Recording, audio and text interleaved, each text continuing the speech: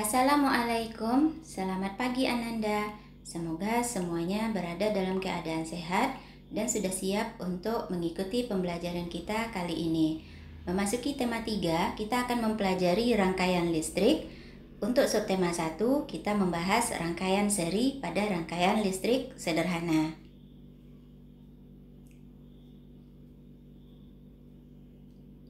Tujuan kita mempelajari tentang rangkaian listrik, Ibu berharap kamu nantinya bisa mengidentifikasi komponen-komponen listrik dan fungsinya dalam rangkaian listrik sederhana. Kemudian bisa menyajikan laporan tentang rangkaian seri dan penggunaannya dalam kehidupan sehari-hari. Mengingatkan kembali pembelajaran kamu pernah di kelas 4 yaitu tentang listrik. Kita ingat lagi bahwa listrik adalah perpindahan elektron pada dua benda yang berbeda muatan. Jika ada perpindahan elektron, berarti ada energi. Energi itu sendiri adalah kemampuan untuk melakukan usaha atau kerja. Energi itu banyak macamnya atau banyak bentuk-bentuk energi. Ada energi potensial, ada energi panas, cahaya, energi kinetik, dan yang akan kita pelajari, energi listrik. Energi listrik adalah energi yang dihasilkan dari perpindahan elektron. Dan untuk masa sekarang ini, energi listrik banyak dimanfaatkan dalam kehidupan sehari-hari karena energi listrik dapat diubah menjadi berbagai bentuk energi.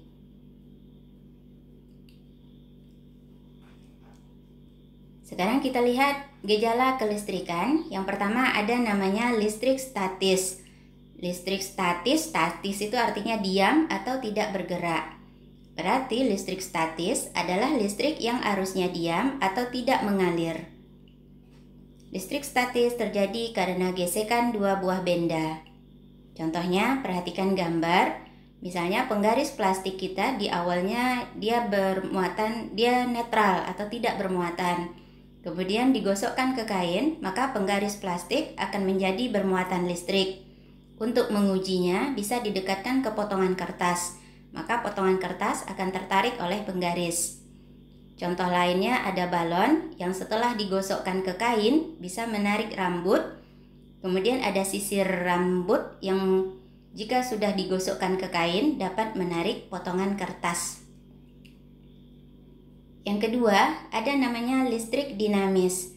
Dinamis itu artinya bergerak. Berarti listrik dinamis adalah listrik yang arusnya bergerak atau mengalir. Listrik dinamis terjadi karena perbedaan potensial kedua kutub. Ada kutub positif dan ada kutub negatif. Nah, listrik dinamis inilah yang banyak kita manfaatkan dalam kehidupan sehari-hari yang digunakan pada berbagai macam alat listrik yang ada di rumah seperti setrika, lampu, kipas angin, dan lain-lain. Berdasarkan ada atau tidaknya arus listrik mengalir, maka rangkaian listrik terbagi dua. Yang pertama, ada namanya rangkaian terbuka. Artinya, rangkaian yang tidak dapat menghubungkan kutub positif dan negatif, sehingga tidak ada arus listrik yang mengalir dan lampunya padam. Yang kedua, ada namanya rangkaian tertutup. Artinya, rangkaian ini menghubungkan kutub positif dan negatif sumber arus listrik. Jika ada arus listrik yang mengalir di sini, maka lampunya dapat menyala.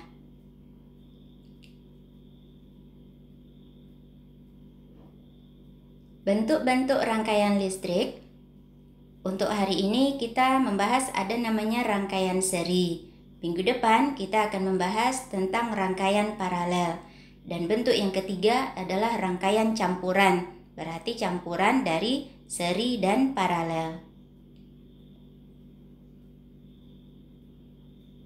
Komponen-komponen pada senter yang merupakan rangkaian listrik yang sederhana. Perhatikan gambar. Yang pertama, ada namanya baterai yang berfungsi sebagai sumber energi listrik. Yang kedua, ada lampu bohlam untuk mengubah energi listrik menjadi energi panas dan cahaya. Yang ketiga, ada namanya lempengan logam sebagai penghantar arus listrik yang bersifat konduktor listrik. Bisa diganti kalau di rumah-rumah biasanya kita pakainya kabel listrik. Dan yang keempat adalah saklar atau biasa dikenal dengan tombol on off yang berfungsi untuk memutus dan menyambung arus listrik.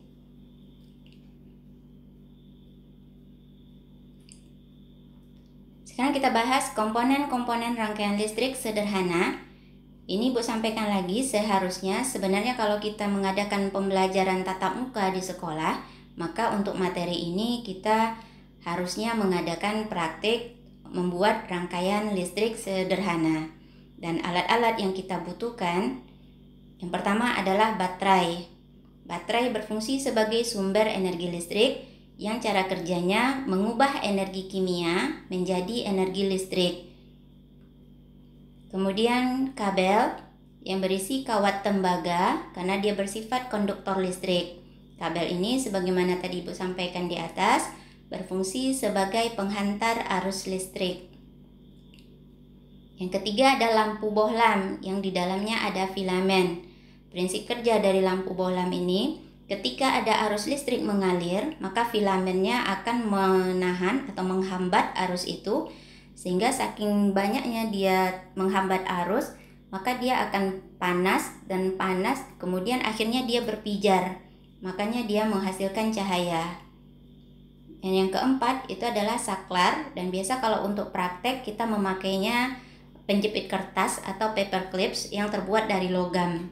Nah, karena sekarang kita melakukan pembelajaran jarak jauh, maka Ibu berharap kamu cukup mengenal alat-alat ini.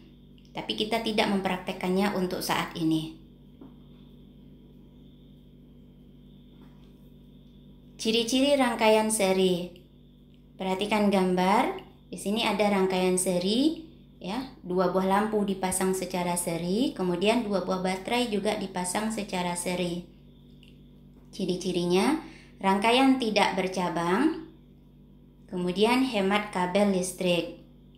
Nah, sekarang kita bahas satu-satu. Rangkaian seri itu ada yang dipasang, lampunya yang dipasang secara seri. Nah, kalau di gambar ini 2 buah lampu dipasang secara seri, ini 3 lampu yang dipasang seri. Maka ciri-cirinya, semua lampu sama-sama menyala atau sama-sama padam. Dengan bahasa lain, jika satu lampu padam, maka lampu lain ikut padam. Nyala lampu tidak sama terang. Ini merupakan kelemahan dari lampu yang dipasang secara seri. Pemasangan lampu secara seri ini dimanfaatkan pada lampu hias. Nah, sekarang kita lihat juga jika baterainya yang dipasang secara seri. Perhatikan gambar, 2 buah baterai dipasang secara seri. Ciri-cirinya, lampunya menyala terang. Karena jika 2 buah baterai masing-masing tegangannya 1,5 volt, maka tegangan total adalah 2 dikali 1,5 volt. Hasilnya 3 volt. Artinya, jika baterai kita pasang secara seri, maka tegangan totalnya sama dengan jumlah semua tegangan baterai yang dipasang secara seri. Nah, ini kalau untuk negatifnya dia boros energi. Penggunaan baterai secara seri ini biasa dipakai pada senter dan radio. Manfaat susunan seri baterai pada senter. Di sini perhatikan di gambar ada 4 buah baterai yang masing-masing tegangannya 1,5 volt. Ketika dia dipasang secara seri, maka dia menghasilkan tegangan sebesar 6 volt. Nah, artinya penggunaan baterai secara seri menghasilkan tegangan yang besar sehingga lampu senter dapat menyala terang. Demikianlah pembelajaran kita tentang rangkaian seri. Ibu harap kamu bisa memahaminya. Jika kurang paham, simak lagi videonya, simak lagi sampai betul-betul paham. Terima kasih. Assalamualaikum warahmatullahi wabarakatuh.